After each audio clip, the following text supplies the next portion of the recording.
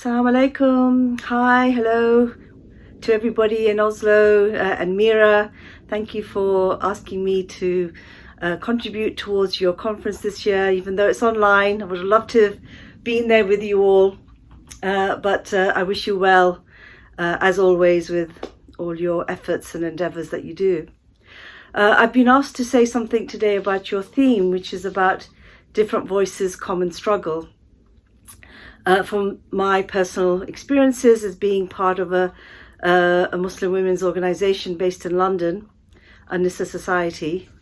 And, you know, it's a great theme because sometimes we forget in all our struggles that actually we have so many friends along the way. And without those friends, you know, we really couldn't do what we do.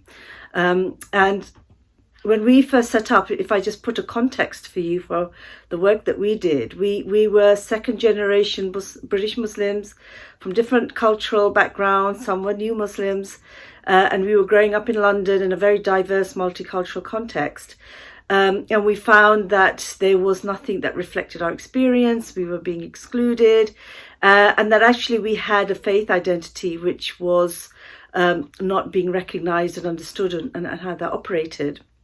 And so when we, many of us came from a background of working in local authorities. I mean, I myself was working at that time in race relations and went on to work for in gender equalities, and also others in housing and race and youth work and social work and a range of different sort of professions like that. And we found that it was really difficult to engage in those sectors, to sort of say that actually there's something missing in this discussion. And in we set up in 1985, which was the sort of towards, I suppose you can say, the second half of the implementation of anti-discrimination policies, anti-racism, equalities across the board. But we were still sort of in the middle of it. And when we set up to say, actually, you know, we are not reflected in the work that you're doing, there's such a thing as a Muslim experience here. And certainly for us as Muslim women in particular, the sort of discrimination we face, the demonization we face, and exclusion from mainstream society is definitely, no one is taking up this cause. So we came from a perspective also of saying that as second generation migrant communities, we were at home in Britain, and this was our home, and we needed to work within the structures that were available for us. So after we set up, we did a lot of stuff really to gather our women, particularly locally, on sort of what their needs were. We did lots of workshops and focus groups and things. And we tried to engage in the system, like get funding. But the very sort of race-centric funding at that time in particular was almost impossible for us to get access to. And one of the first important relationships we had actually was in our local authority, Brent Council in Northwest London, was what was then set up as the Women's Unit. And it was actually the Women's Unit which was the first place that recognised us to have our own voice as Muslim women. And I, from An-Nisa Society, I then became part of the advisory group that they had in the unit, and we had a really important two-way relationship. And often they would, there was particularly Ellen Reynolds, who was the director of the Women's Unit, and Merle Amory, who was the leader of the council at the time, and several other women who heard our voices. So they were very supportive. They didn't necessarily understand everything, but they recognized that there was a voice that needed to be heard, and they really supported us. And if it wasn't for them, and their support and the confidence that they gave us, I don't think we would have really lasted very long. Certainly working in the local authorities, we would have most probably given up because it was very difficult. So that was one of the key things that we tried to do. And during that time, it was very difficult to get into the mainstream, particularly because, like I said, lack of funding. But again, it was actually people who were often in the mainstream as professionals, who gave us that support outside of their context and supported us, and gave often sometimes a little window into an opportunity. Like, for example, at that time, there was in the sort of late 80s, was the director of community relations, somebody called Caroline Clark, who gave us some seed money from some pot of money available to develop some of our work. Without her support, for example, we wouldn't have been able to produce some of our work on Islamic counselling and sexual health from an Islamic perspective. So she was somebody who was in the system. She put her neck on the block for us. She gave us that space to evolve and develop our work. So while we were all obviously people coming from different perspectives, often, for example, in the women's unit, it was a very sort of left-wing Labour sort of orientation, and in other places there were other women with different political persuasions, who heard us, and it was really important for us to do that. But what we found over the years was that we ended up, we always said that we didn't want to be reactionary, to respond to issues of stereotypes of Muslim women, like forced marriages, domestic violence, and all those kind of regular things that people, hijab, for example, that people only think of us on those issues. And we tried very hard to say, no, as an organization, we're concerned about the Muslim community as a whole, as a community, as well as our role being side by side with other communities.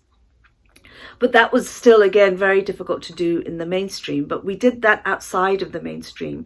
And there were lots of individuals, particularly in the interfaith context, where, we became involved in various initiatives where we were able to have develop good relationships. And it wasn't actually those structures that gave us the support we wanted, but individuals within it. And for example, we did a lot of work with Jewish-Muslim dialogue, particularly starting in the sort of around the early 21st century after 9/11, and in 2003 we started this, particularly with Rabbi Sybil Sheridan and Sheikh Ali Krausen. We started these ongoing text-based Jewish-Muslim dialogue, which was really sort of very deep and very profound and very challenging. So these were sort of slightly off the radar, although they were supported by certain institutions, but they had an autonomous life about it. And all people involved in such initiatives, had that sort of dual responsibility of having to deliver to their own communities, which maybe weren't so open to certain things, as well as break the glass ceilings and start relationships with other communities, which possibly may be controversial and difficult to do because of the wider political environment. And then there was, of course, people like within the Christian community as well, people who we would meet and discuss issues usually outside of official meetings, where we could actually share how we feel about things, what we share in common. And people like Michaela Youngson and Maggie Hindley and a few other people like that, who Bonnie Evans Hills, who we share so much in common that we it's really a question of our hearts meeting, and we live very different lives and very different contexts, but we know that we can share both the very difficult issues between us as communities, as well as the multitude of things that we share in common. And therefore, evolving over the years was this sort of really sort of off the mainstream radar of profound relationships of people of difference and people with different experiences who were willing to work outside their framework, even though that's where they were rooted. They were willing to open the doors to new experiences and to build a different kind of reality. And of course, even internally in the Muslim community, we are quite diverse and very different. So, even though more logically we share a common struggle, but there was also a lot of work that we did in order to build bridges amongst ourselves, and inspired by a lot of people, to do that. For example, Shia Sunni relationships, or male-female relationships, or intercultural relationships, convert and traditional cultural Muslims. We had to do that, and there were many people within that. So just to conclude, really, to say that within the complexity of the world that we live in, that we have to remind ourselves constantly that when hearts meet, we actually find that there's a common struggle. And the common struggle, when we meet at the common struggle, we also can have an appreciative relationship on the issues that we differ. And we can really differ very strongly on certain things, but that's okay, because we know that the things that we share together are much stronger and much more profound. And actually, I think the challenge for the future is to recognize actually that difference is okay. It's how you negotiate the difference that is really important. And of course, MiRA, just to conclude really finally, is that MiRA has always been an organization that we've at An-Nisa Society have really loved to have a relationship with, because of the work you do and the engagement that you do across so many different sectors. And you've always been a broad tent and always open, but strong at the same time, and that's what's important. And I think this is what women bring to the table, is that we can bring these strong and profound, compassionate relationships into the mainstream. But we need time to strengthen ourselves outside, I think, sometimes. And I hope much more of that will be in the future, especially once we are hopefully free of this COVID virus, inshallah. Thank you very much, and good luck for the rest of your conference.